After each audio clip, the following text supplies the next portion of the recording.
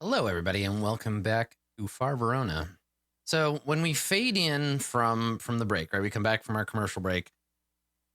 I figure the way I'm thinking about how this scene is set up is like the beginning of The Shining. So it's like far off shots of the vehicle, and you're kind of like all alone, and you wouldn't be on a like highway because you're driving a hover car, right?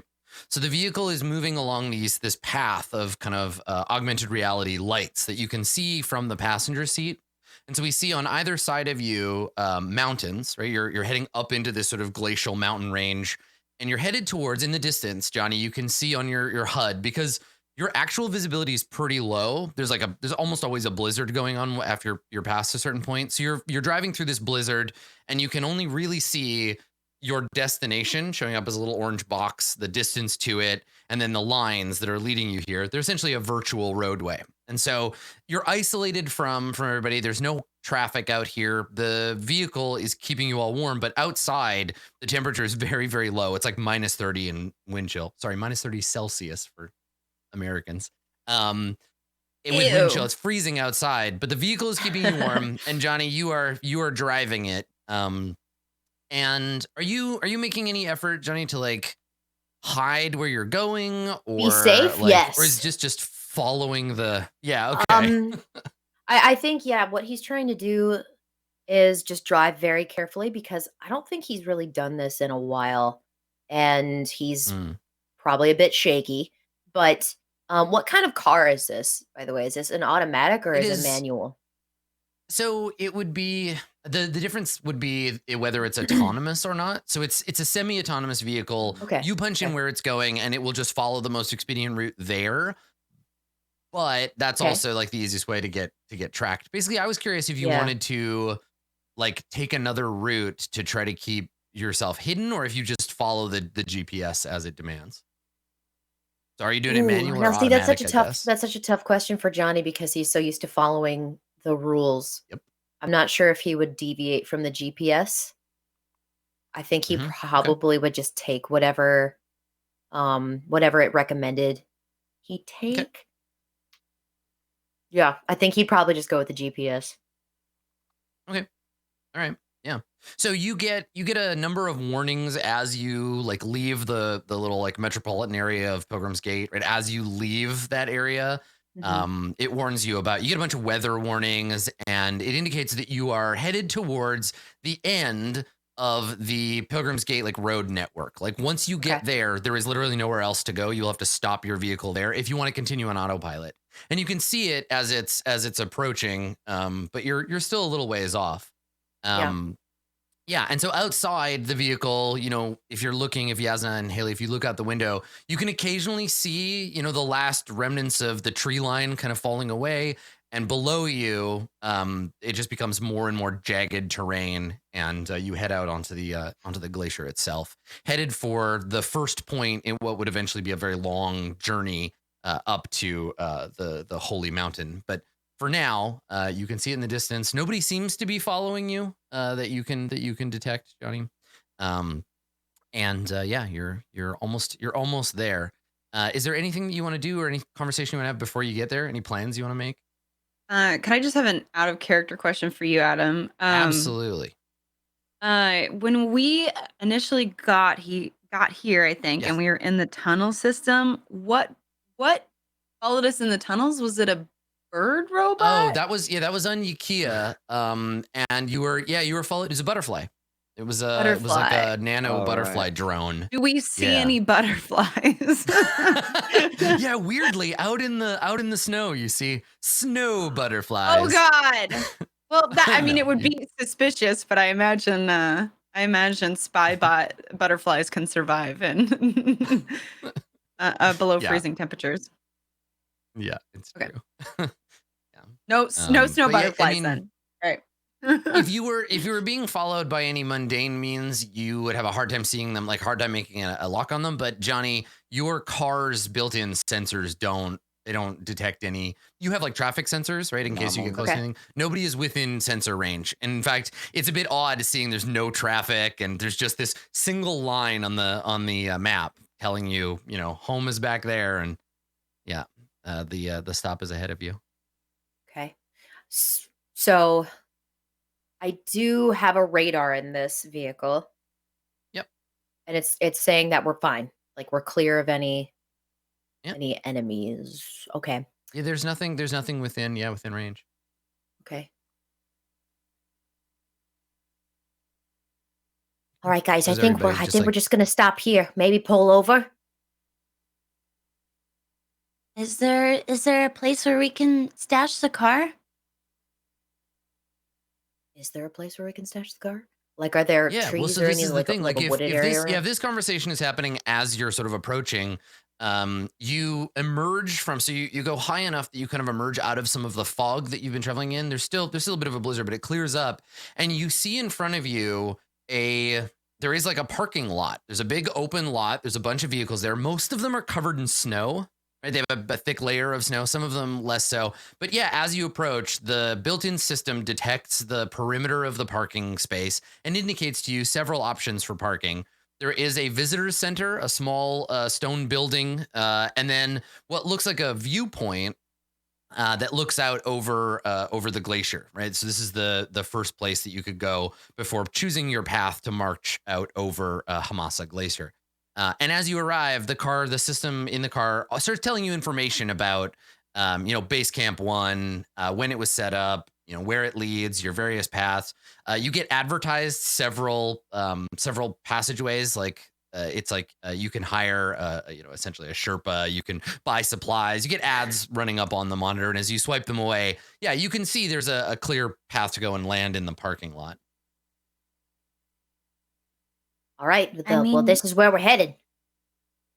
yeah, just hide in plain sight. That's probably the least suspect thing to do, right?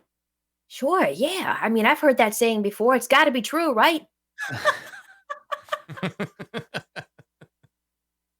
Yeah. I'm sure in some flashback memory is like, just hide in plain sight, honey. And like Johnny's standing awkwardly in the sure. middle of some room. Johnny Yeah, for behind the sure. bar, just like, I am a coat rack.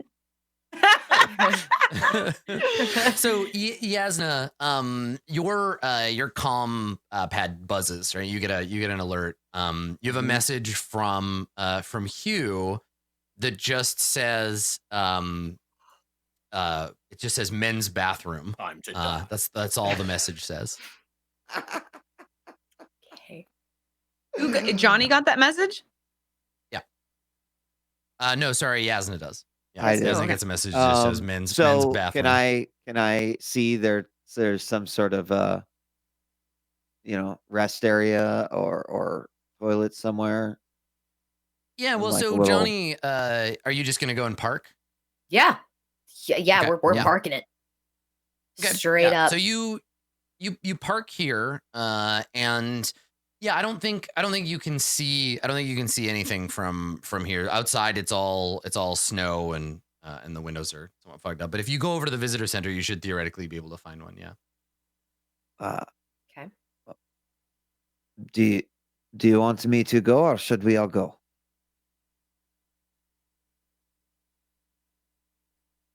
I mean, we could all go I mean- together. I think we should stick together, probably.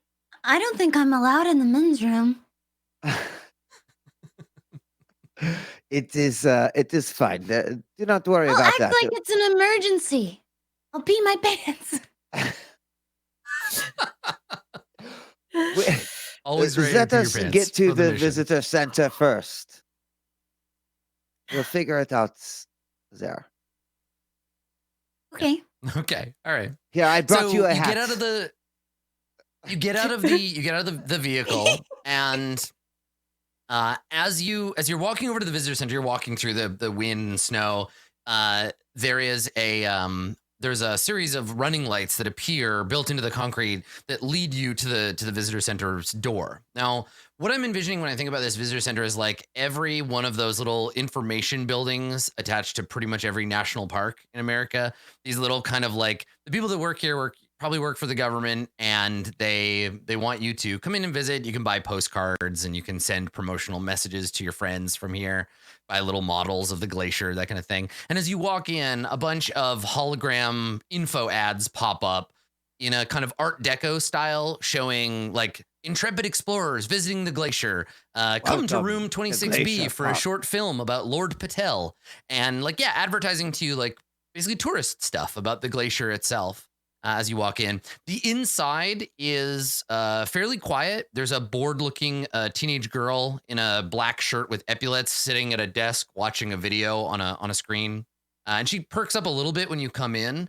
The rest of the place has information panels about the glacier. There's a little theater off to one side, and there's this woman in the gift shop who's sitting there. Yeah, the group of you walk in, and she looks up like, "Oh, hey, customers." But it's weird because there's all these cars in the parking lot, but there's nobody here. There's just her. The bathrooms. She blinks at you, and she's like, she points towards the back. Thank you. That's it. Let's go. Okay. All right. And I don't think we everybody should goes all- back there together? Or? I think Haley's gonna stay and try and, I guess, distract the teenage girl. So she doesn't find it Great. suspicious all these people are going to the men's room at the Yeah, that seems about right. Okay, so Yasna's going to go back towards the bathrooms. You're going to stay here. Johnny, what are you doing? I think Johnny is gonna go where Haley is feeling the most comfortable because he can tell she's kind of like uncomfortable. Just obviously doesn't want to go in the men's room, so So he'll probably the just two wait of- with Haley. Okay, so the two of you kind of do the long walk around, right? Where you're just like, pay attention to us. And you're like looking Yeah. at stuff. And I think The I girl just is want to staring- ask. Oh, sorry. the I girl's just want to staring keep. at you like she's trying to figure out your relationship. Like, is it like a little kid and her mom and their really old ass robot butler? Or what? So and also she's like, she's watching some TV show and yeah, gets bored and kind of like looks up and she's eyeballing you. And yeah, if you want to ask her something and talk to her, she's already paying attention to you. How much is this? What do you hold up? is the One of object you're the asking for glacier prices? figurines. Like a little snow globe with the Yeah. glacier in it. Yeah. And she kind of looks at it and she's like, 5 credits. But you should probably wait for your mommy to come back. And don't touch anything. And she looks at Johnny like, why are you letting this kid touch stuff? How much is Johnny this just one? smiles back at her. Just And she sighs and she's like, the prices are labeled. They're just on the shelf. But this one's You can see I different. immediately wish you never came in. Hey, this one has more snowflakes in it. So how much is this one? They're the same price, honey. How much is this hat? This is a great way to keep her distracted. Yeah, totally. So Johnny, you as you're watching, you're kind of like walking around. Haley's interrogating this woman about the price of things. You walk by, and I guess your proximity to this diorama activates it. So there's a little, almost like a little stage. So the wall has a box cut out, and inside, on the other side of this like lip, this barrier, you see what looks like a replica of a like an alpine environment. The back wall is a big screen that is depicting the sky and some mountains, and there's some styrofoam mountains, and you can see like a goat. And when you walk by it, you see a man wearing a black coat with a big collar, and he's got a hat on, and he's got a beard and a big mustache, and he's like looking out at in the distance. But as you walk up, you realize 2 things. One, this is he comes to life, basically. It's an animatronic, not just a statue. And 2, it's quite old. You can see like seams where its skin is starting to peel back from the frame. But when you walk up, he turns and he looks at you and he says, "Welcome to Way Station 1, brave explorer. Where are you and your family headed today?"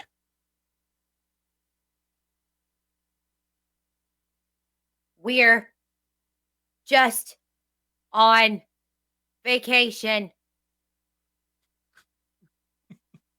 Why are you And talking he, like that, Johnny? Yeah, so Haley, if you pay What we attention, are or what we're doing here. Yeah, if you, Haley, when you turn, the model, the robot turns to you and says, well, hello there, little girl. Are you with this species not found?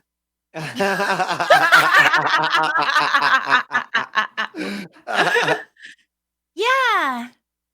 We're here together. And he says, excellent. Base Camp 1 and the Great Glacier are all very appropriate exercises for relationship undefined. How much is this hat? Haley's asking the robot. The robot, how much is this hat? Yeah, so he turns to you and he says, well, I don't know anything about that, but I can tell you about the glacier. Would you like to learn about the glacier, little girl? No. And he nods and he says, all right. Is there anything you're curious about? I know just about everything there is to know about exploring and the glacier. How much is that? Pointing at like a poster of the glacier.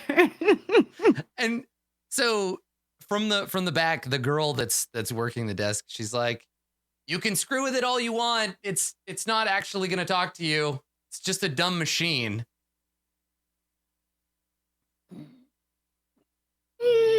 Yeah, dumb machine. What a stupid machine. Machines are so dumb.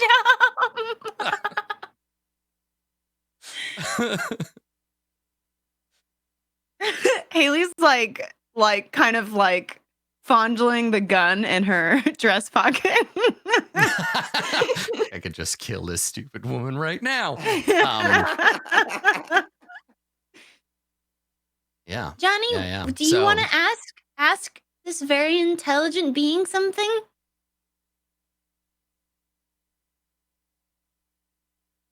Can you see into the future? And he says, well, with one of our vacation packages, the future is always bright out here on the glacier. He like smiles and gives it a thumbs up.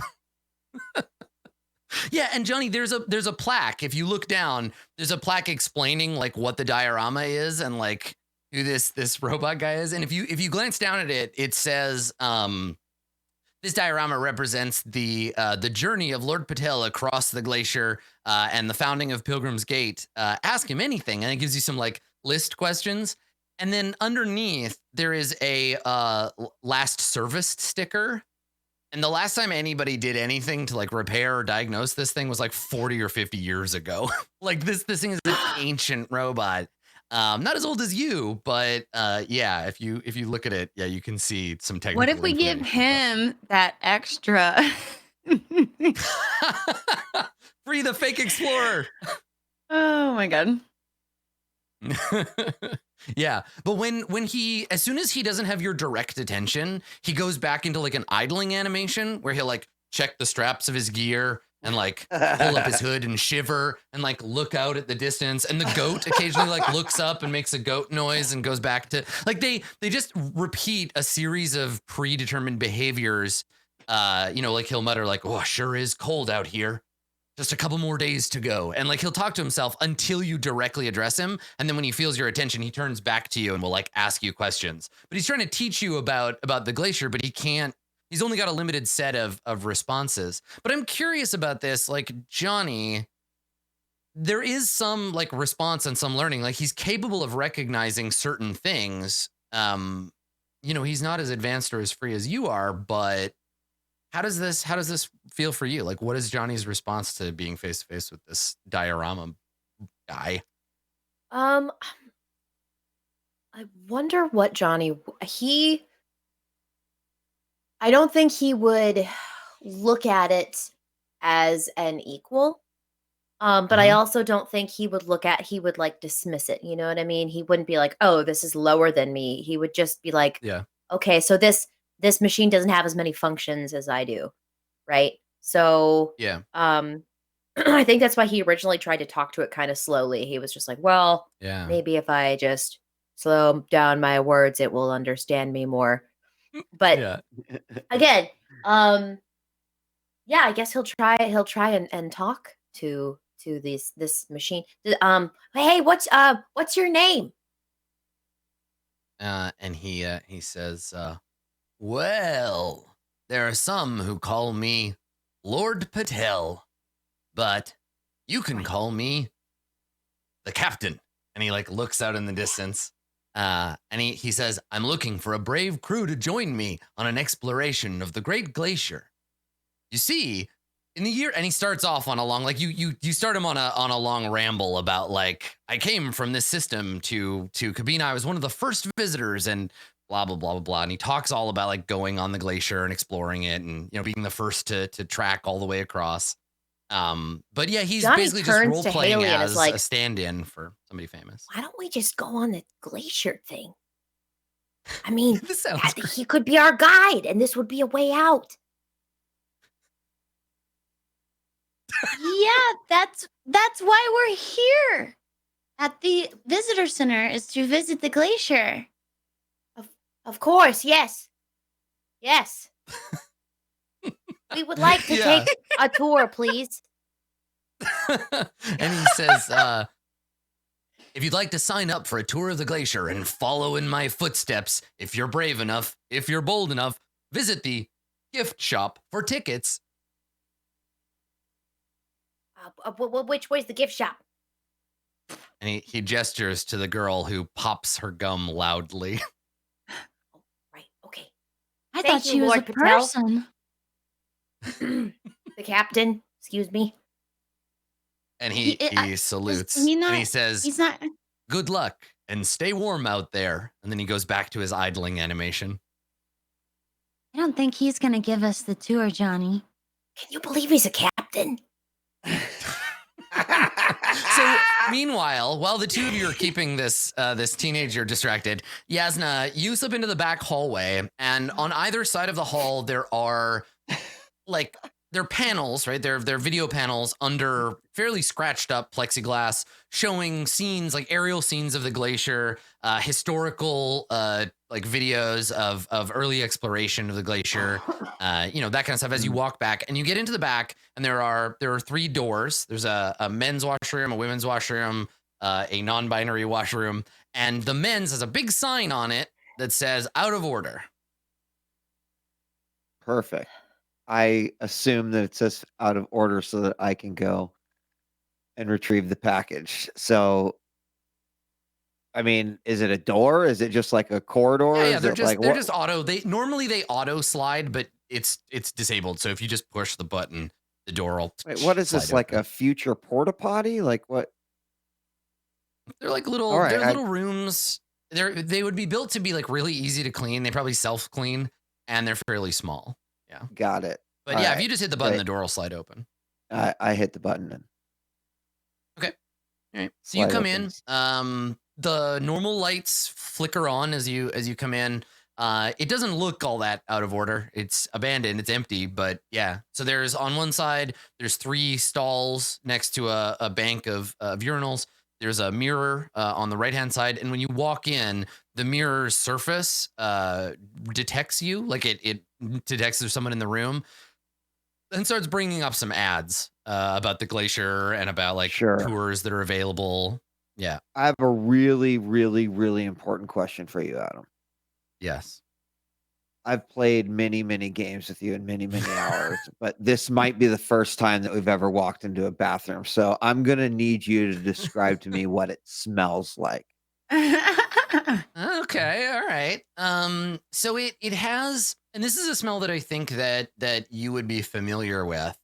It's sort of the future version of Lysol. So I don't know if Okay. you've ever smelled this smell in person, but you know when you get a new appliance, I'm thinking particularly of like a fridge, and you plug it in, you let it run, and you open it up, and it has that weird, it's not quite new car smell, but it's like a weird, It's like like plasticky, like yeah, monomer yes, kind of smell. I know exactly what you're talking about. Yes. So that smell is like the byproduct of of using like high-tech cleaning bots basically to like clean the place. So yeah, it has that kind of freshly unwrapped smell of plastic. Yeah, as you walk in. Got it. Okay, thank you. And shout out to Jabba who said you forgot about the bar bathroom from Swan Song, and he's I've right. tried to forget that scene. Yes. We don't need to great. remember that. So I ignore the ads, and immediately what pops in my head is this plastic box with metal inside, and all I can hear is Hugh, like a plastic box with metal inside, and and then it just repeats over and over and over, and I'm looking for that. Okay, yeah.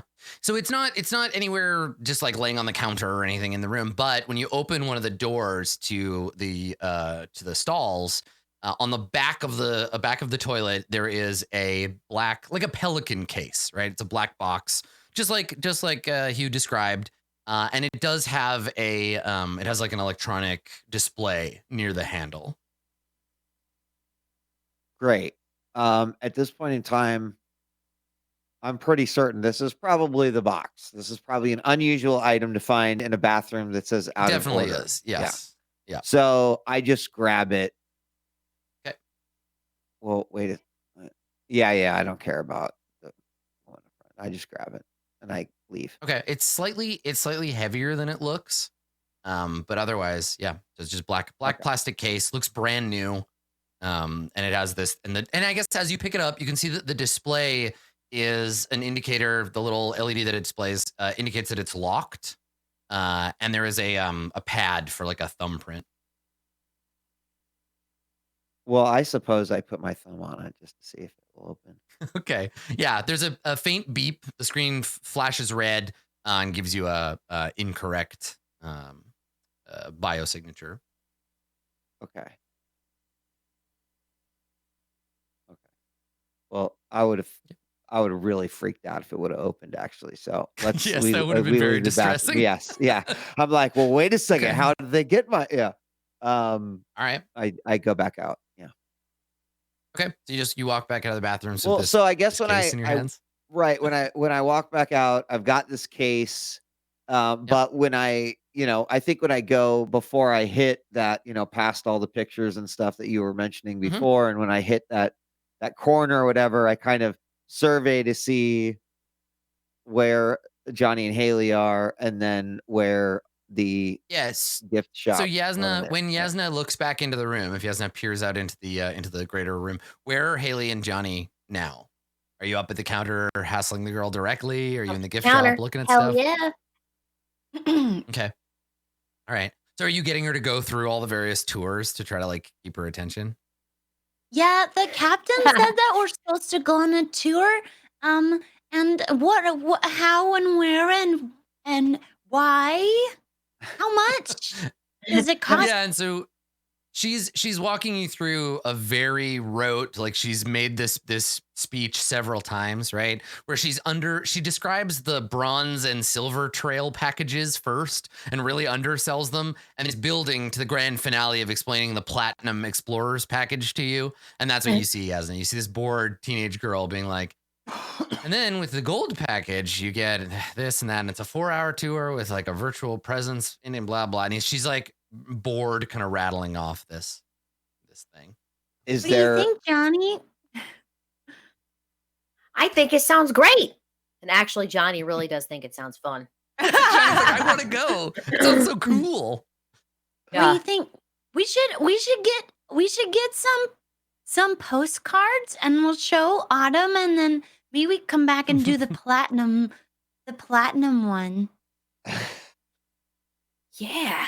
I mean, I like the idea of like going on, being special VIP platinum tours. That's so cool.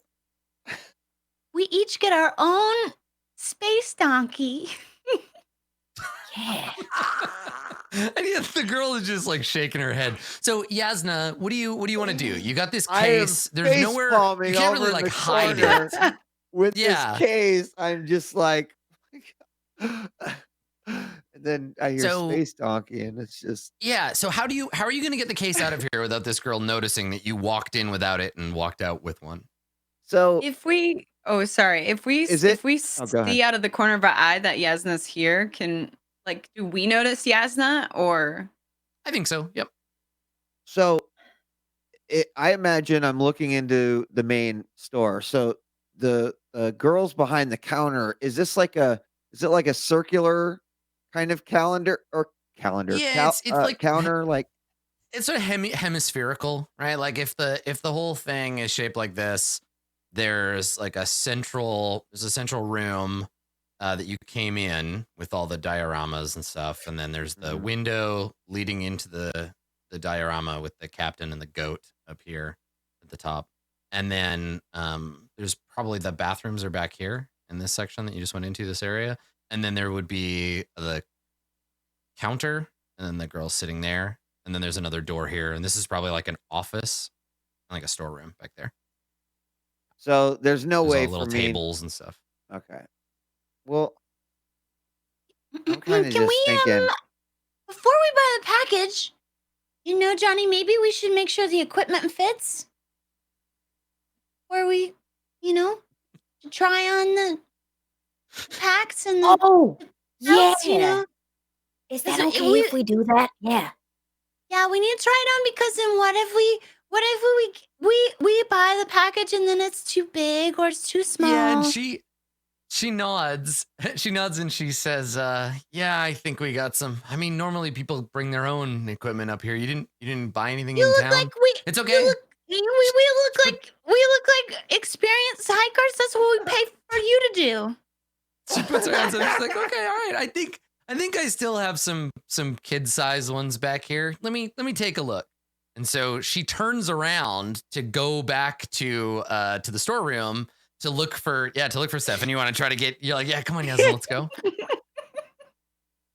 Okay, Yeah. so let's roll Yes. something here. So this like run of the mill customer service person, she's probably, I'm gonna give her one rank in vigilance because she's trained to look out for shoplifters. So if you want to sneak by without her noticing, Yasna, you're gonna need to make a stealth roll. The difficulty is going to be 1 purple and 1 red. Because she does have loss prevention protocols, and you can get help from Haley and Johnny. So Haley or Johnny, do you have? Let's start with the base pool. So Yasna, what is your stealth? Okay, let's see. Hold on. I'm trying to. So right now it is 0, but I'm thinking about spending a little XP. So because it's not a career, it would be 10. It's what is it? X time, like whatever the for skill rank advancement? times 5 plus 5 or times I 10. got him here. I forget. So if you are spending experience to purchase ranks and skills, A it non-career is skill. 5 times the purchased rank. Each rank is Plus purchased 5? sequentially. Each rank costs an additional 5. So if you're buying the first rank, it costs you 10 XP. Right. But if you're buying if you're buying to rank 2, it costs 20 or it Yeah, costs 15. from 0, are you going from 0 to 2? Or from 1 to 2?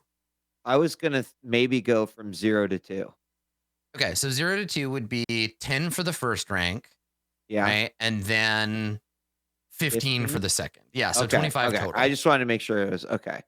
So 25. So I'm gonna do that. Okay. Great. Okay. So now your pool is you have 2 ranks in stealth. Okay. Correct.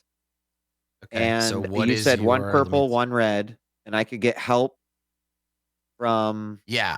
Yeah. Now, Haley and Johnny, I think in this case, it's not about their stealth abilities. So I think each of them will just grant you a blue die for being distracting.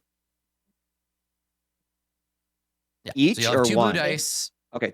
Yeah, Okay, each. great. Yeah, each of their Great. contributions. So 2 blue Great. dice, and then 1 purple and 1 red. And go ahead and Fantastic. make your roll. I think we're gonna wreck this. Yeah, I think you'll be I hope alright. I don't.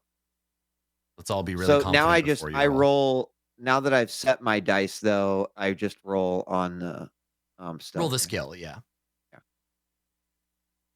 Holy shit! Okay. You jinxed So it. You jinxed that was it. You like, why did you say anything like this? You should God. know. What do you mean? Say Okay. anything about what? So You said that you we're have gonna ace four- this, didn't you? You You have did. You four- said, oh, "Oh yeah, four no advantage. problem, no problem." So sneaky. Forget Shut about up. Shut So you have up. you have 4 advantage. So that's good. You can spend as many of those as you like for recovering strain if you have any, but you can also hold on to them to give yourself or others blue dice in what is Oh, Jesus. definitely going to. So you walk out, and the girl, she's in the middle of. She's turning around. She's like, "What are you, like a size?" Excuse me, ma'am. And she puts the thing down. She turns around and she's like,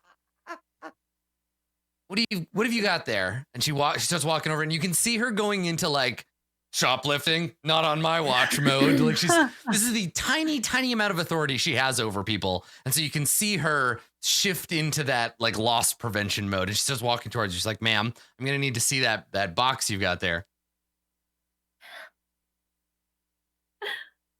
So okay, first off, do I recover 1 strain per advantage?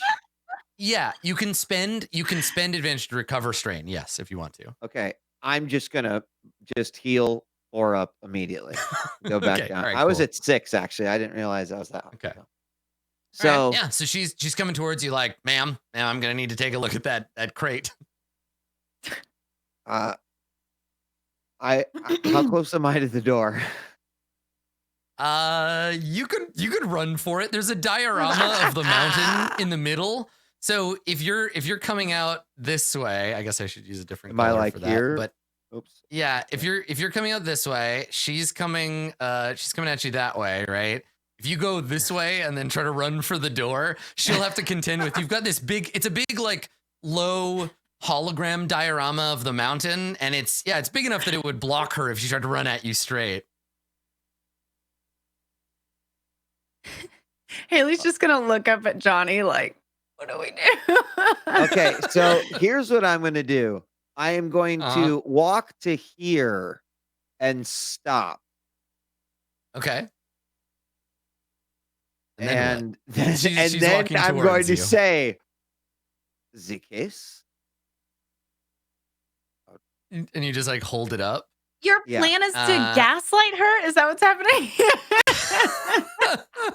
So she looks God damn it. at it. She looks at it, and you can see her make she's trying to remember if she's ever seen that before. Because it's not merchandise, right? So you're like this right here. Okay, I'm gonna make a roll. Actually, you know what? Instead of making a roll, I'm just gonna spend a story point instead. That's easy. That's easier. I'm gonna do that. I have one. I'll give it to you. What? So she looks at it, and she remembers somebody else putting it in the like walking into the bathroom area with it. And she makes a face, and you see her recognize it. You see her be like, wait a second, something suspicious is going on. The next thought immediately is like, wait a second, I've seen something like this in a movie. Like, I know, hold on a second, this is some sketchy shit. Something bad's going on here, right? You watch all of that happen as she realizes like what's going on. And that's when it becomes dangerous, because now she realizes like, you're probably bad guys. I've seen this in movies before. And this is probably like a bomb or some drugs, or like you're probably terrorists or drug dealers or something. And you see all of that happen very quickly on her face. Like, then wait a minute. Then if I sort of see even that deep set almost panic then I immediately say, honey, let's go. I've got the case that your daddy left. And I just kind of am like almost look past her and I then love Daddy. waving.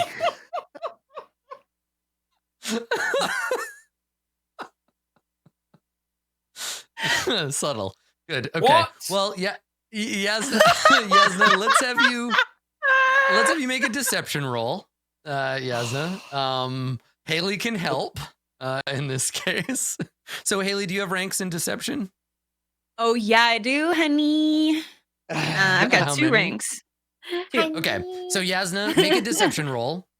Same difficulty as before, right? 1 purple, Okay. 1 black. I'm going to use more but- XP to Okay. up this to a 1 because I feel like Okay. I have now been around Haley enough that it justifies me spending this 10 XP to get it Yeah, sure. for Oh, this. we make such a good Hopefully. team. All right. Okay. Well, I'm going to use So the what you're story gonna point. do? Yeah, what you're gonna do, Yasmin, is you Because- get two upgrades from Haley.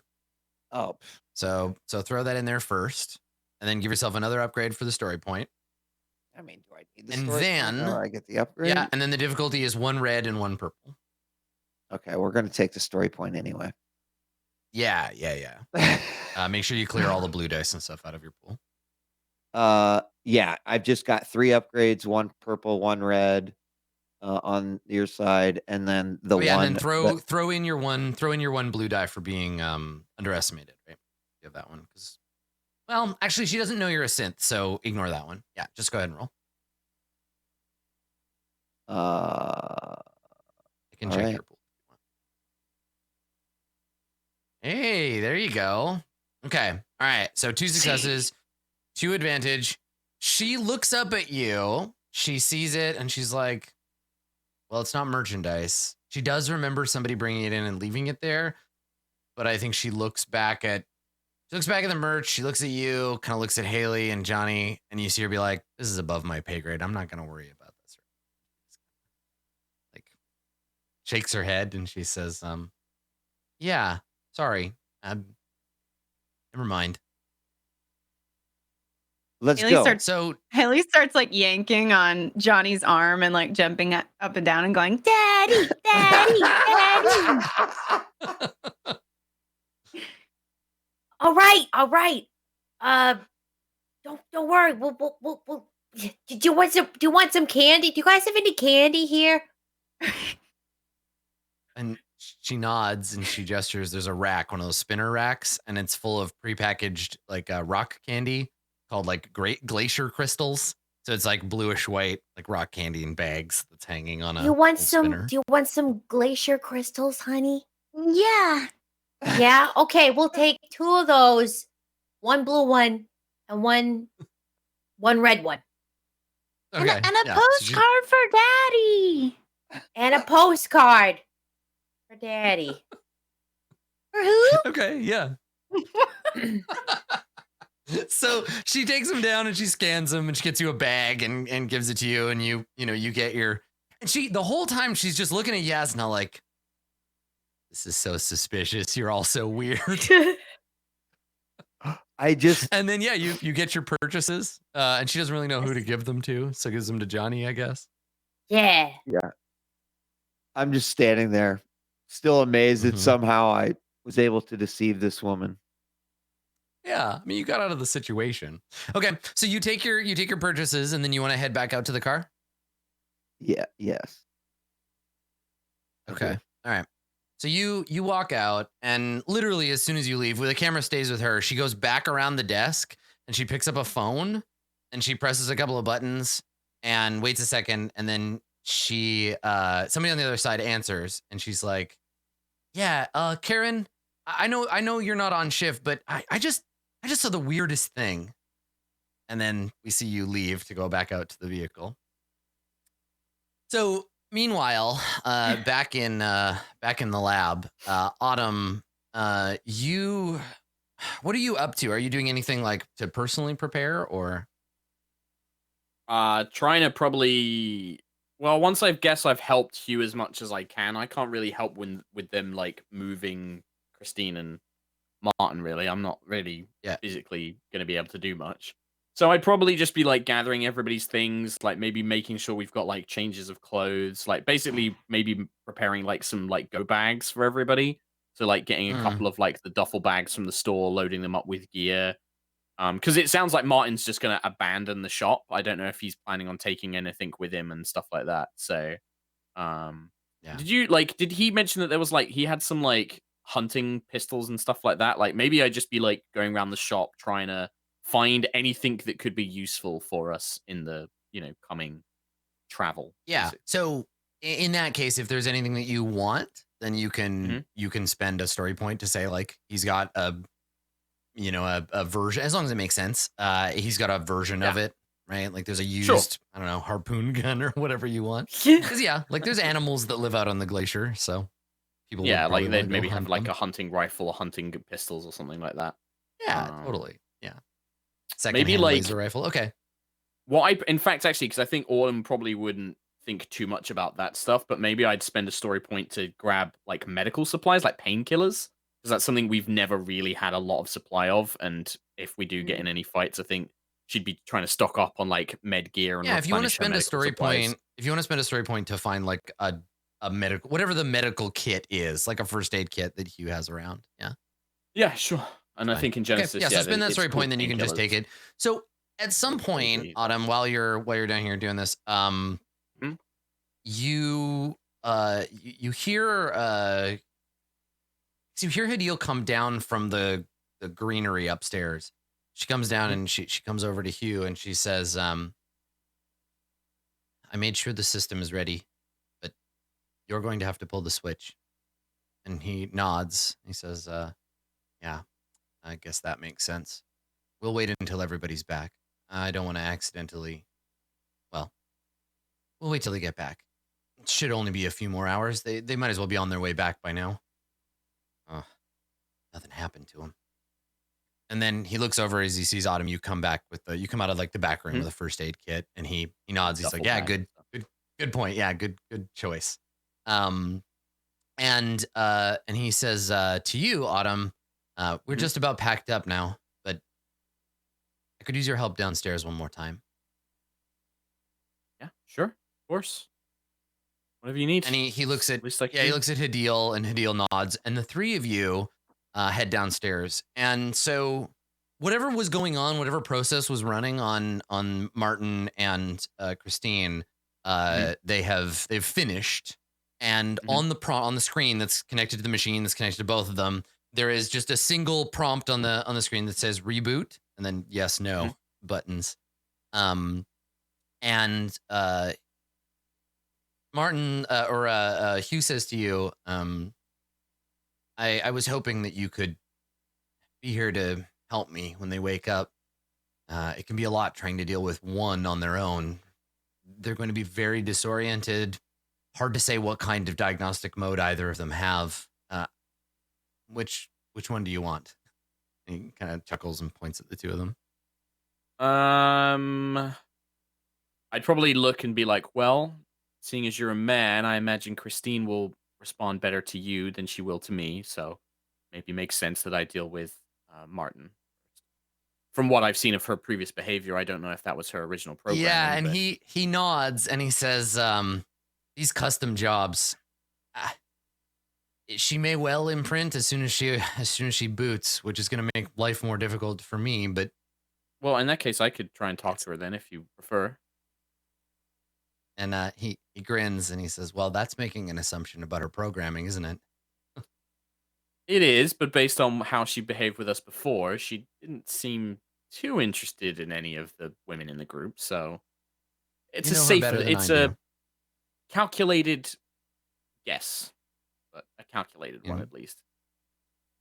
Yeah. And he nods and he says, "All right, well, I'll wake this one up." And he goes over to Martin, and he starts doing a couple of last checks, and you head over to where Christine is lying down, and he looks at you like, "You ready?"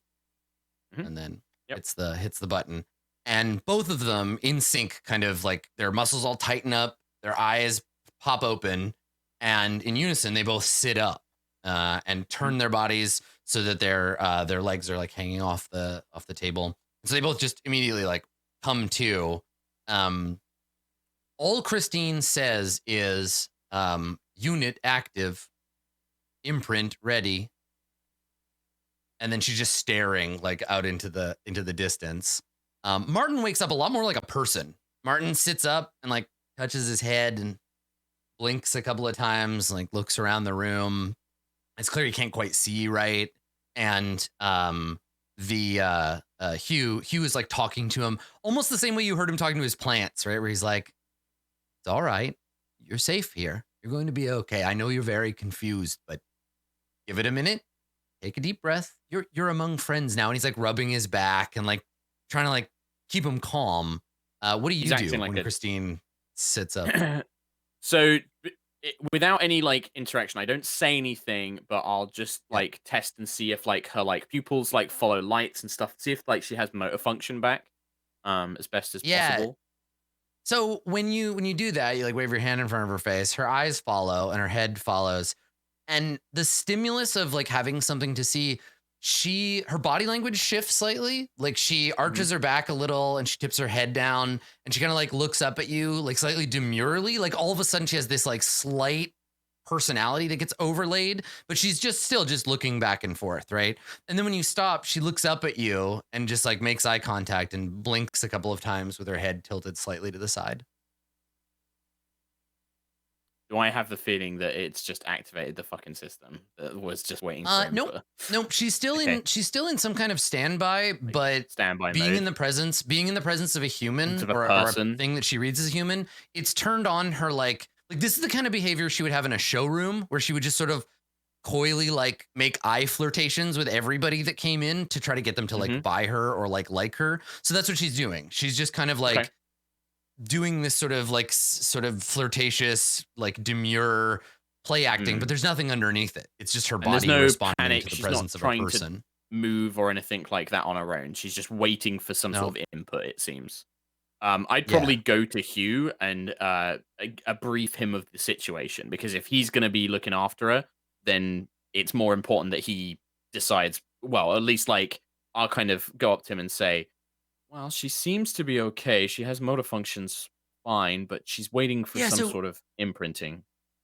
Yeah, so as you're walking over, like as you say that, Hugh is saying quietly to this other person, to Martin, he was saying, my name is Hugh.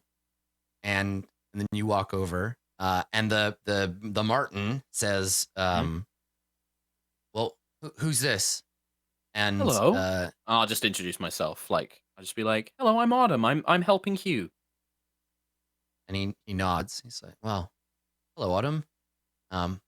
Hugh here says my name's Ian. I've got a bit of a problem with my head just now, but I'm sure I'll get it all straight eventually. Pleased to meet you. I'm sure you will.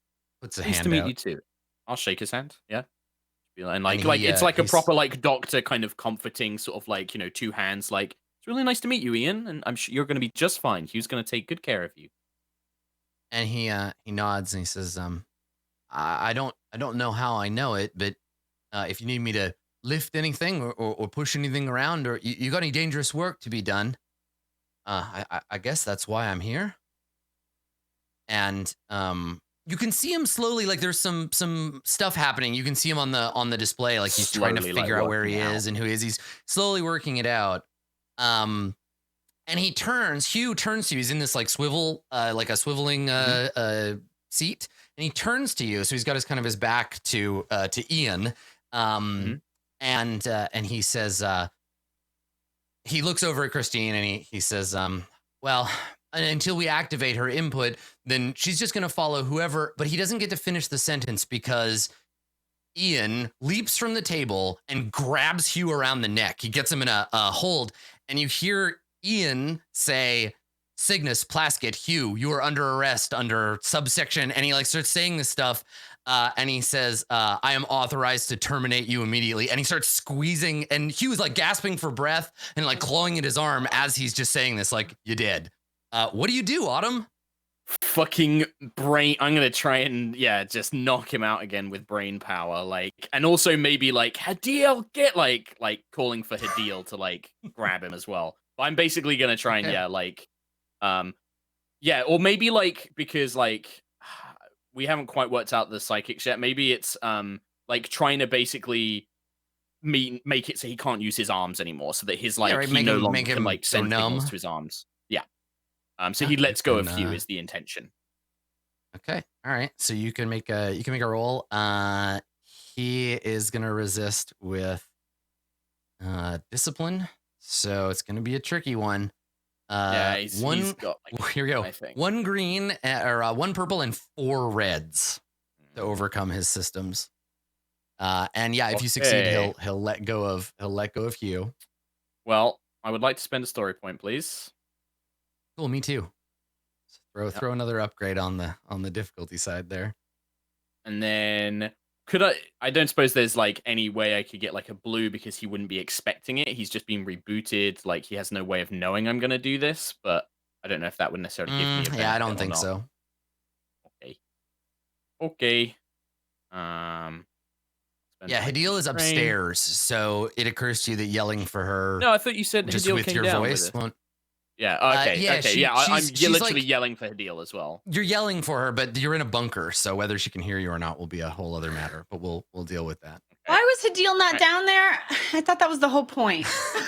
She is. She's not in the room with you. Yeah, she's just not in the room with you right now. So you don't. It's not like you're yelling to another floor. Vana, like she'll be able to hear you, but it's fine. All I have to do is roll good shapes, right? That's right. Yeah, that's all I need to do. I hate to break this to you, Mark, but you're shit at that. Oh, yeah. No. No. Right. No. Here we go. Well, I mean, that's not the worst. Okay. All right. So, mediocre you have a history. You have a history with this kind of role, hey? So you have a threat and a failure. You want me to take one more strain? A triumph, but the triumph with no successes. So you don't get what you want, but there is some other advantage you can take here. Do you know what you want that to be? Basically, a free story point. This could be like, this could be bypassing the fact that Hadil is in another room. This could just be like Hadil appears to help right away. If you want to spend that point instead of making her like run in. Like, yeah, maybe. Or the other one, like, I was trying to get him to like freeze his arm so he lets go of Hugh. But could the triumph be something like it gives Hugh enough chance to try and, or like it weakens thingy enough that Hugh can try and escape on his own, or like like you want to just like give Hugh an opportunity to get free because right now he can't. Yeah, that makes sense. Yeah. So I could roll for Hugh and try to do that. Yeah, and I think it's like it causes like it's such a like imagine like somebody just tapped into your brain and tried to make your arms like lock out.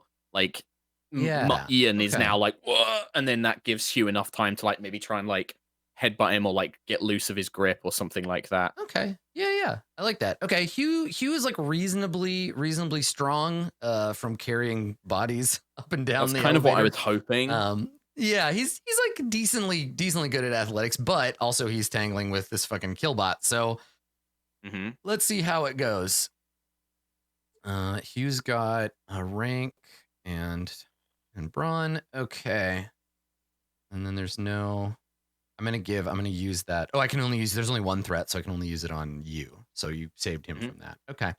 All right. Let's see if Hugh can escape from his grasp. He can. Okay. So you buy Hugh enough time to get one arm up under Ian's, break the grip. Hugh drops to his knees, right? And then I think Hugh doesn't even notice you. Like Ian lunges to grab Hugh because she's gonna try to kill him. And I think I'm gonna spend a story point to say that the surgery equipment that you had laid out before, you haven't had a chance to pack it up yet. And so both you and Ian, your eyes fall on the table with the scalpel on it. And you can see him because he's just naked, right? He had to take his clothes off to do the surgery. So he's just standing there and he looks over at the scalpel and he's about to like lunge for it.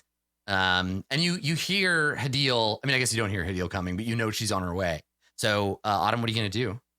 Hugh is on his hands and knees gasping for breath, right? Holding his throat and like taking these deep breaths. What do you want to do?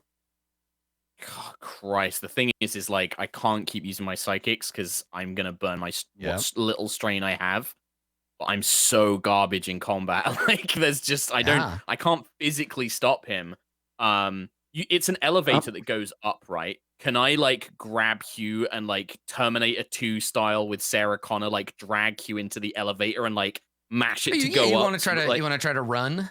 Escape. Like I'm gonna try and grab you. Like that's the only thing she could really do. Like she can't fight this guy. This is the T-1000. Like I'm just like like grabbing him and like running. Okay. All right. So Ian lunges for the scalpel as you grab Hugh. You want to try to get to the run for the elevator? Okay. Yeah. All right.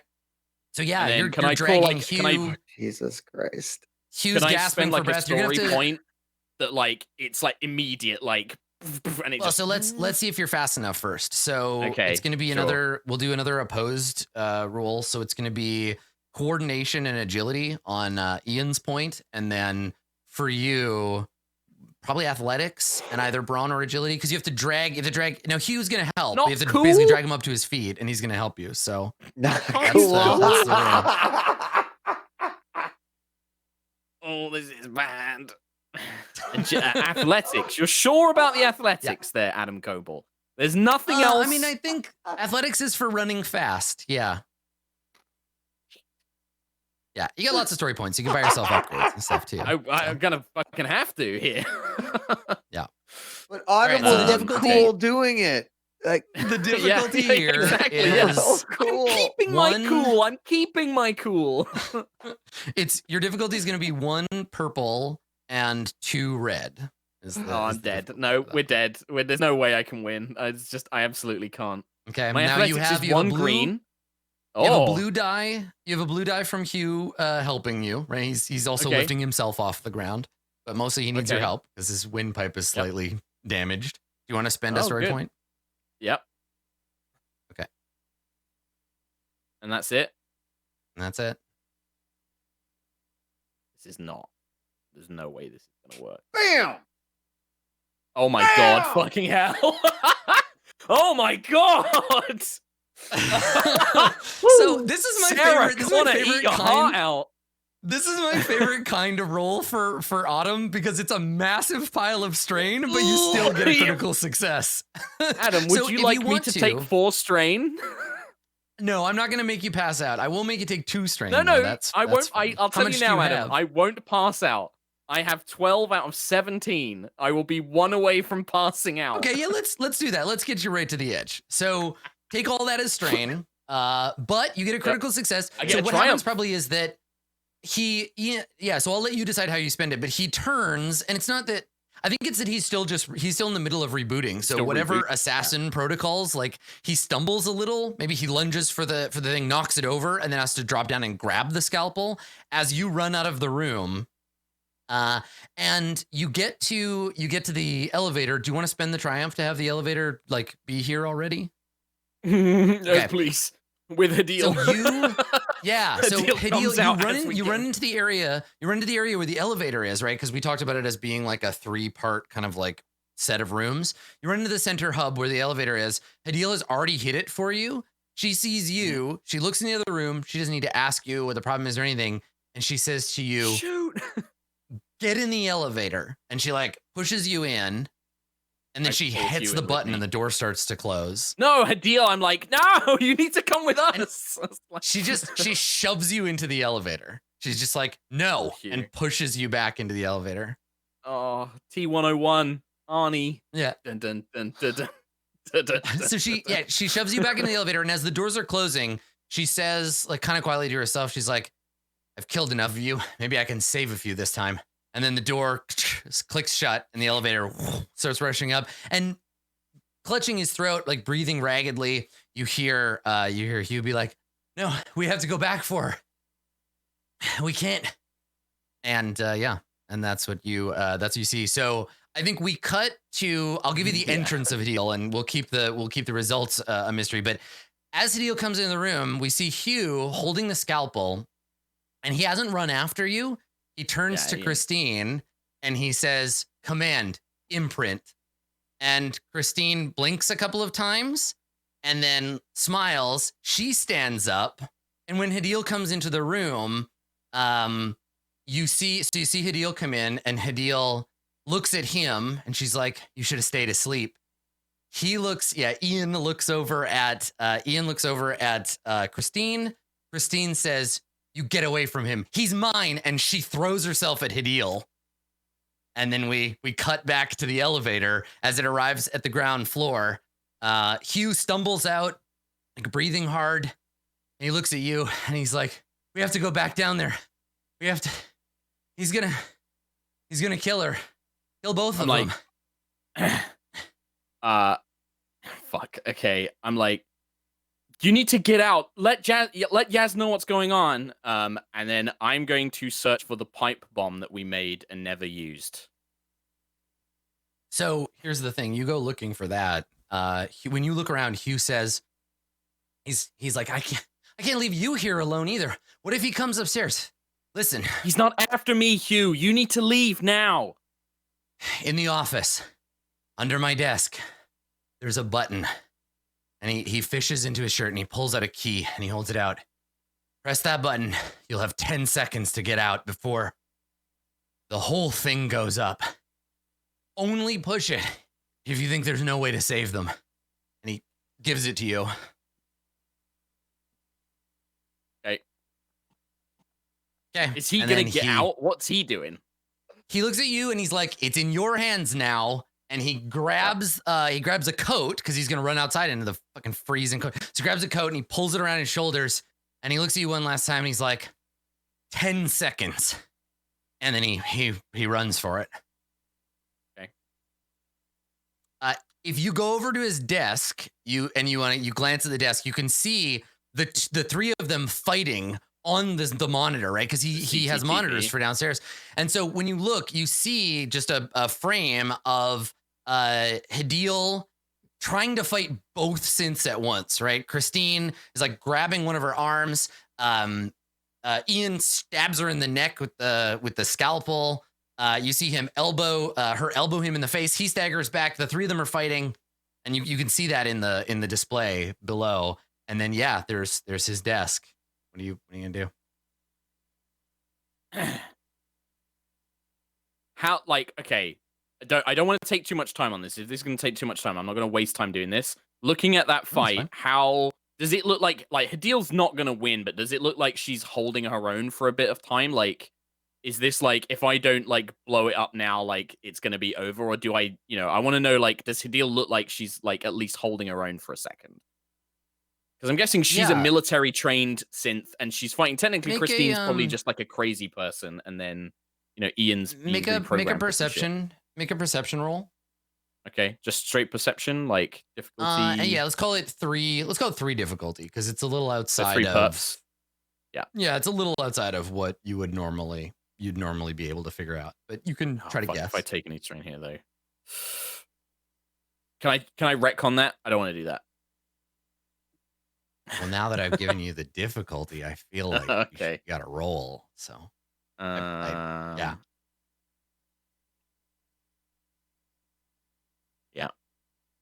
What is my? Well, the thing is I don't necessarily running out of strain doesn't mean I pass out. It might just mean that I run away. It doesn't mean that I'm literally unconscious. Yeah, I'm not. It would be counter dramatic for me to be like, you look at the screen and fall unconscious. Yeah, that's true.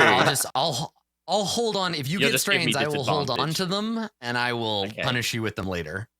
Punish with them later. Okay. All right. In that case, let's just roll it then. I'm not going to spend story points on this roll.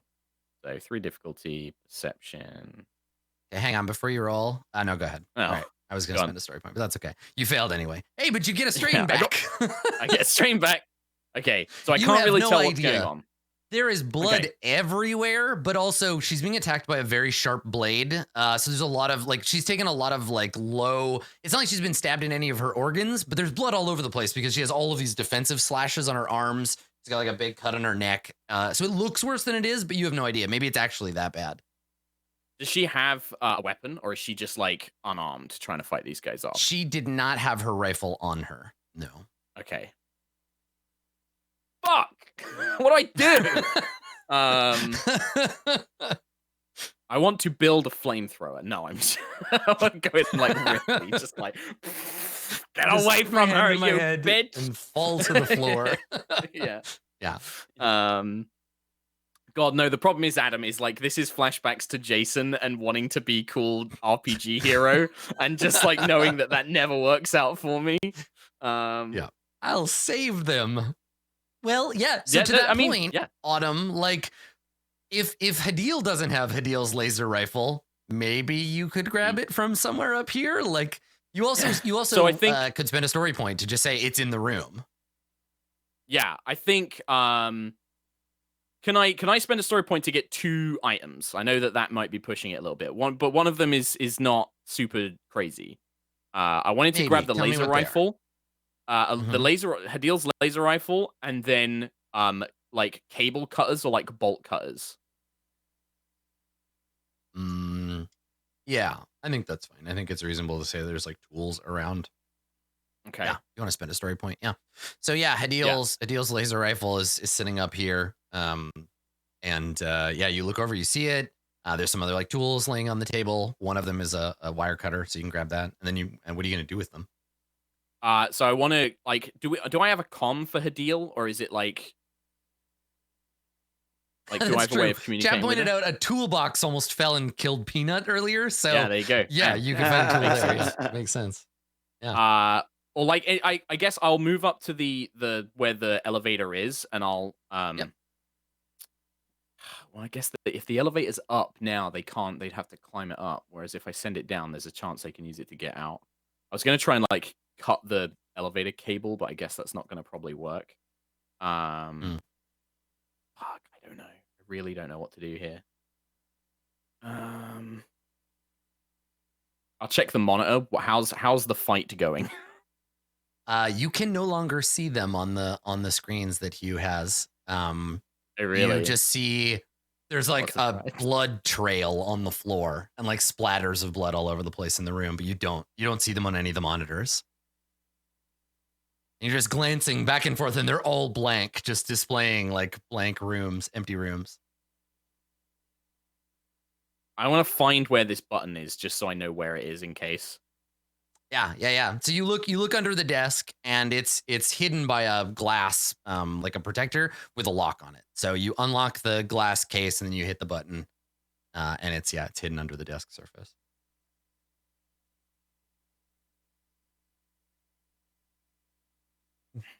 Don't look at me like that, Vana. God. Should have just fucking killed him when I had the fucking chance.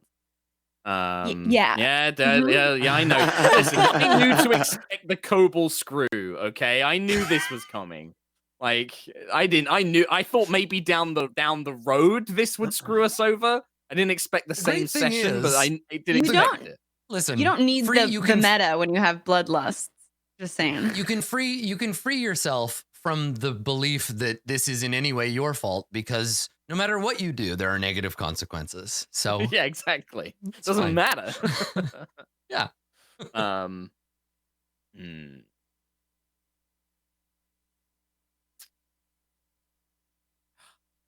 Where is the pipe bomb?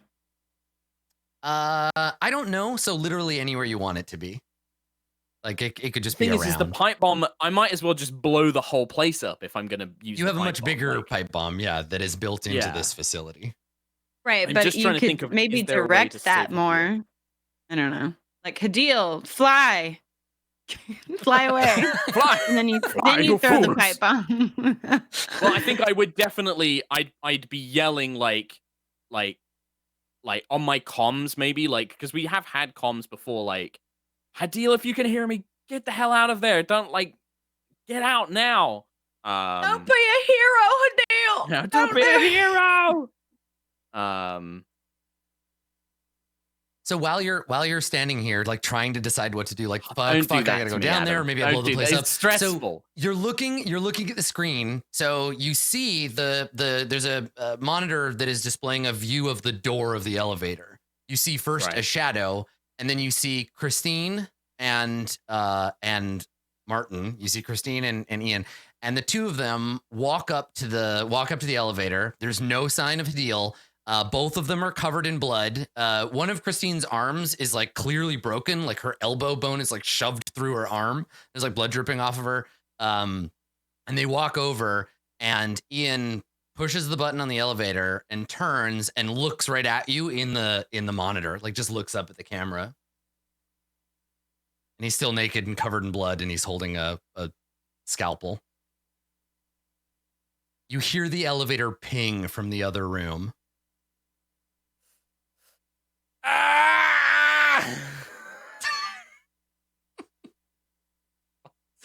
Meanwhile, in the car, everybody's having a great trip home from their trip to the glacier. This is my favorite song.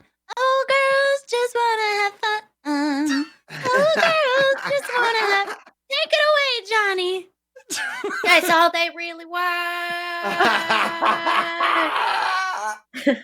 I imagine that Johnny sings like an old synthesizer where there's Oh, he nothing does. between the notes. Oh, he does. There's nothing between He's the very, notes, so like- you just step down in these really awkward, like there's no flow. He has this very like old ass recording of like a Casio keyboard. Like when you press the Yeah. button, it's just like a little beat that goes like. Yeah, I love the idea that Johnny's like dance party. Yeah, straight up. Yes. Perfect. So, Great. Yeah, So everybody's having he's a great 100% time. there for that. Good. Cool. So Yasna, once you have the box, do you like call home to let them know, or are you fiddling with it, looking at it a little more closely? What do you think? Well, weren't we supposed to just get the coordinates on where we were supposed to go? I mean, can we call home? I mean, sure. Love. I mean, you've got a do that, I'm phone, just- right? Like you can call, yeah. So you've got this Great. box. I think now that you have a chance to look at it, so you've seen things like this before. I think everybody has. It's something that you would use if you need untraceable currency. So it's essentially you've got a computer in a box, and the computer's entire purpose is to run encrypted processing algorithm. You've Bitcoin in a box, basically. So it's a hard copy version of untraceable currency that once you decrypt it, you can put it into a bank account or whatever. You can reinsert it into the system. You're cashing it in. So right now it's valueless until somebody can decrypt it and turn it into real money. But if you lose it, then now it's gone forever, right? So you have this computer in the box with you. And it's running on this. Yeah, Prism Pay. So yeah, you have it, and you just need Hugh to unlock it. Okay. But yeah, I don't know. I just thought maybe yeah. you'd check in or. Yeah. I mean, I suppose at some point I'm like, the coordinates. Where are we taking this? And so I'm kind of wondering. And yeah, if we would call Hugh, let's call Hugh. Okay. And in the background, like Haley and Johnny are having a sing along. I love it. I like the like Haley as a little kid, Johnny as the robot nanny, like a bit. I think it's really cute. It's a good move. So Yasna, you call, and it's like attempting to connect, and it starts to ring, and Autumn, Hugh's phone jumps on the counter and like vibrates. Why didn't he take his fucking phone? So you see it like I can't across deal the with counter. the phone. Fuck the phone right now. Fuck the phone. And as you look away, you look back, and on the monitor you see the elevator door closing. Okay. Story point. I grab pipe bomb. Okay, sure. You just pull the pipe bomb from under the desk. Like, oh, there it is. Yeah, Okay, it was so you left grab on it. Hugh's desk. And I also Yep. want to grab Hugh's phone, actually, but I cancel the call. Whoever's calling, I just cancel it. And Okay. I want to Yasna, call, like... you get put through to voicemail for the shop. Right? So it's like, you've reached Hugh's used goods. Is this like a mobile phone, or is this like a land? You need hats? I got hats. Exactly, right? Yeah. Used. Is this like a sporting landline phone? goods. It's not used, it's Hugh's. So yeah, it's thank like you. a I set was in phone? advertising. So yeah, I think everybody has a it's probably a phone, but not in the way that we think of it. It's probably more flexible, so you could like bend it around your wrist and have it be a wearable. Okay. Some people like clip it onto an article of clothing. Some people use it as a visor. It's like a multi-purpose comms device. But his, when it defaults, it's basically like a phone. Yeah, like a hand phone. Okay. I want to, as I'm running to the elevator, the main plan is I want to drop the pipe bomb down the shaft onto the elevator. You better go fast because the elevator's on its way up. Yeah, and then, but also whilst I'm doing that, I want to start dialing the local, like crux or like the cops, basically. Yeah, whatever Cabina's equivalent of 911 is. Mm-hmm. Okay, all right. So you're trying to dial the phone. You've got the pipe bomb under your arm, and you're running for the elevator to try to get the elevator open before it arrives. Okay, And then, or even maybe like, and then because I want to hit the cable that holds the elevator up with the bomb as well, like so that the explosion gets that. This is more exciting. If I just yeah, sure, I could just feel about this push plan. the blow up the shot bomb. Yeah. I could just push the blow up the shot bomb, and then we know what's gonna happen. Whereas if I do something crazy, who knows? That's the way I see it. Sure. I'd rather try and save everybody than save no one. Okay. And if So I what really die matters and it here- all goes wrong, I don't care. What really matters here is how quickly you can get there, right? Sure. So you don't actually have to talk to anybody on the other end of the 911. You can just be like, hit the crux button, throw the phone on the ground, because they'll start tracking it as soon as the call connects. They'll get your coordinates, right? So you hit that button, throw it over there. And the question is, do you get to the elevator before the elevator gets to this floor? So let's make a roll to find out. And I feel like this is a big one. So it's going to be a coordination roll. Sure. So agility and Two coordination. greens. Are you sure you don't want to just stop there so that Autumn has a whole week to think about whether or not Autumn should run to the elevator against a synth who is basically a Terminator that Autumn has identified as such several times? That Way didn't more work fun. last week. It's not going to work this week. Exactly. It's all right, guys. You'll be free. You'll be free of Autumn's indecision soon, and then I'm gonna come back with a combat synth whose only job is to kill stuff. That's And gonna, then that's like the next character. we have no motivation to go get your No, you sister. can go do your like do another character's motivation. never We'll do Yasmin's before has the motivation. storyline just been wiped out because another character's Oh, I promise. Now Marcus. that Mark has given Landra to me to use, we're not done with her. So, all right. So Autumn, you dial the number. You throw the thing aside. We see the phone. We see the phone on the floor, and it it has the connection like on it, and you hear a voice that's like, "Cabina Emergency Services. What's your emergency? Hello, hello." And we hear that as it's on the floor. You go running. You leave the room, pipe bomb in hand, and you got to we're gonna see if you can get to the elevator fast enough or not. So, like I said, coordination roll. And I think the difficulty here. Let's start it at 3 purple. I am definitely spending a story point to buy an upgrade on the difficulty. Yeah, me too. Okay. Yep. So you're gonna spend one as well. That's fine. It's the last roll of the episode. So. GG. Okay. What was that noise? It was the GG button. The GG button. I love it. G. All right, Autumn. Here we go. So let's before you roll, walk through the pool. So what do you got? You've got your upgrade on your side. One You've upgrade got my side. upgrade. Yeah. Your upgrade. 3 purples. Yeah. 3 purples. And then my Got it. skill. Okay. And you're gonna roll coordination. Okay. Here we go. And I don't get any benefits from anything. I mean, how far is the elevator from the thing? That can't be too far. I mean, it's also a fast elevator, so it's pretty even mix Just here. one blue die, Adam. Just give me one blue. Just one. Free one. No, because I'm being roll cool. the damn dice. Roll that dice. All right. Well, you didn't get a despair, so let me see if I get a blue. no blue for you. So here's where we Did you end the not use episode, the right? story point? Wait. I did, Jen. Autumn did, yes. Oh, okay. That's Yeah, I with the did, story point. It's just a very bad roll. Yeah. So here's the thing, Autumn, pipe bomb in hand, you throw the phone aside, you run to the elevator, and as you get to the elevator, the door is opening, and inside you see Ian covered in blood, holding the scalpel. You see Christine, slightly more dressed, but also covered in blood. And the two of them have this like smile on their face, right? Like they're both like grinning as the door opens and they see you. And the grenade goes in. Yeah, and Ian starts to lift the scalpel, and then we'll figure out the pipe bomb situation and all of that next week. time. Oh my god. Way more fun. You guys are fine. The thing is the last time I did this shit, I got another player killed. At least this time, I'm the only one who will die. That's my benefit.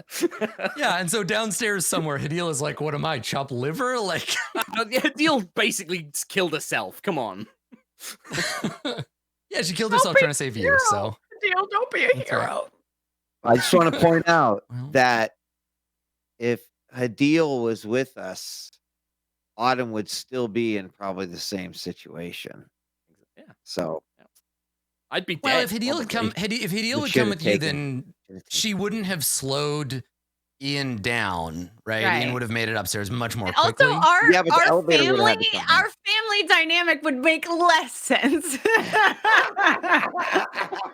Well, we've got 2 moms and a daddy and a robot butler and Listen, a toddler family that's acting, structures- acting like a Very true. 3-year-old.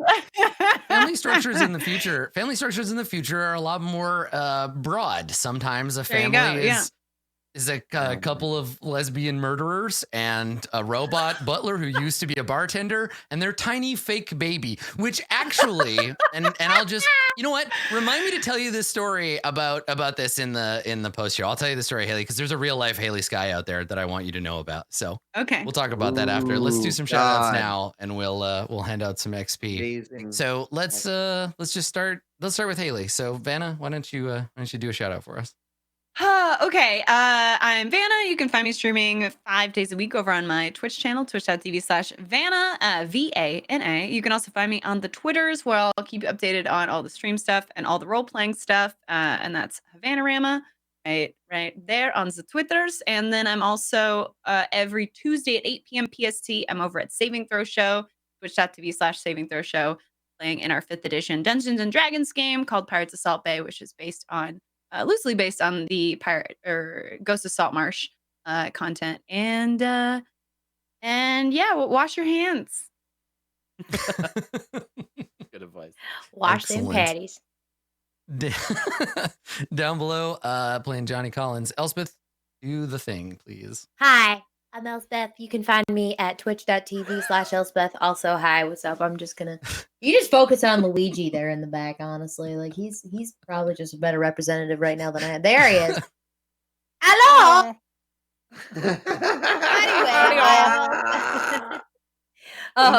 I stream whenever I can. I'm out of town at the moment. Hey, what's up? How you doing? And I also do voice acting, and I feel like Johnny was just poor guy. He was just decoration this episode. He barely did anything except to talk to another robot. So we're trying. We're really trying out here with Johnny. Poor boy. Anyway, Yeah, I'm just gonna go back it's- down here. it's one of those things, and again, we'll talk about it more in the post show. But like, yeah, when the characters split up, or when like the game is so thematic, we tend sometimes it's like, well, Johnny, your themes we're gonna wait for later for that. But I know. I did like your interaction. He's just with like, I want Johnny okay, time. he's here. Yeah. He's just here when you Yeah. need him. We've had some Johnny Johnny episodes. wants so to it's stay cool. on Cabina and just have a good life. That's right. All right, carrying on. Dr. Wheat, COVID expert. Why don't you do shout outs for us? Thanks as always to everyone who tuned in, and of course the crew. I'm so glad I can laugh as much as I do on the Saturday. Monday, Wednesday, Friday, I stream in the mornings. It's 6 a.m. Pacific until usually around what would that be? Around 9 or 10. Yes, I am the doctor now, Dr. Wheat. And if you need a place to ask questions or have discussions or share your experiences about what's happening, especially if you live in another country, I'd love for you to stop by twitch.tv/djWheat. And we have an easy way for you to be able to call in and talk to us and everybody. And it's been amazing. And I've learned a lot, but it's also very comforting to have a bunch of people who can relate on that level. So anyway, I had so much fun today. Thank you, everyone. And, I look forward to next week, maybe, but we'll see. I'll let you know in a week. And last but not least, my favorite torture victim, Mark, please. Take it away. Hello, it's me, the dumb one. Thanks for watching, as always. Appreciate it. This show's a lot of fun. It lets me be the chaotic, crazy person that I am. You can catch me on my D&D show. I'm not streaming much on my own channel at the moment. I've got like a lot of writing projects on, but my D&D show, High Rollers D&D, it's normally every Sunday. We're not on this week, and following on the next couple of weeks, we're all going to be doing it on Roll20 because of COVID-19, and we're trying to kind of be good boys and girls and self-isolate as much as possible. But we're still going to be running. We're going to be using Roll20 and all of the kind of online good stuff. So come and check that out. Thank you very much, Adam and the crew, for an amazing session as always. Excellent. Cool. Thanks, everybody. So yeah, let's do experience. So everybody gets the 10 for your continued survival in this I can spend dangerous, it. dangerous world. Does anybody I'm have a gonna be spending it. motivation that came up for their character that they saw making their character's life more complicated? Autumn, I think I know what you're gonna say. Please. Well, do we get it? Is it just one that we get? Because I feel like yeah, I it's had once. two. Like big as long ones that as came in. you don't get multiples. So just you can just Yeah. pick one, and it's as long as you hit one of your motivations, you get another 5 experience. Yeah. Well, I think that the idealistic her idea of like wanting to be a good doctor and not, be a good person came into play with like keeping Martin / Ian alive, not being able to Yeah, you're do something which idealistic would ultimately have and been you're reckless. Yeah. Yeah. Which I think both. That was my Like, next one. Was both the of other one is those, I'm a yeah. crazy lunatic and I was very reckless. So I mean, some people react to different things in different ways, so that's fine. Yep. Good. I will Good. always Okay. try and be the Cool. heroes. Johnny, Haley, and Yasna, what about you? Any of your motivations pop up? No, it was just you were on a bit of a milk Johnny run was while just jamming to Autumn was Cyndi alone. Lauper, really. Yeah. Yeah. Or upset. Okay, cool. All right. Well, that'll do it. You can find us again, I think, hopefully next week, right here in the same place. But if not, or if this is your first episode, you can go check out the previous episodes in the VODs, or you can find them on YouTube. We are gonna go and record the post show for this bad boy, so you can find that at patreon.com/roleplay. And if you go to community.itmejp.com in the interim, I'm gonna put together a Q&A thread for the episode. So if you have feedback or have questions, come on over there and let us know. That's it. And that's it for us for today. Thanks for coming, everybody. We will see you next time for more Far Verona.